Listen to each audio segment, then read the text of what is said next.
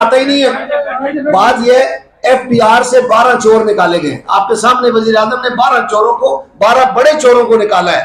ओ भाई 12 बड़े चोरों को निकाला है, वो क्या कर रहे थे ना, हमें बताया तो जाए, वो 12 चोर क्यों निकाले गए हैं? वो सारा 10 अरब रुपए से ज्यादा का ये FBR खा जाता है, और इसको कोई ठीक करने के लिए ही नहीं है, कोई चेक सिस्टम ही नहीं है हमारे इदारों पे। हमारी आपस की लड़ाई ने इस मुल्क को बर्बाद कर दिया। ये जो सियासी अदम इस्तेकाम आया है, इसने तबाही फेर दी है। हर तरह का अदम इस्तेकाम हो गया है, चाहे वो माशी हुआ है, चाहे वो अदालती हुआ है, आईनी हुआ है, इंतजामी हुआ है, तबाह हो गया है मुल्क।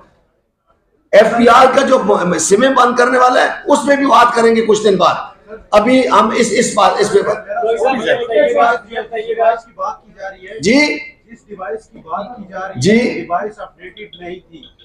वो जो ताजरों के पास या जो डीलर हैं, इनके पास एक डिवाइस होती है जिसके थ्रू वो सिस्टम में अपडेट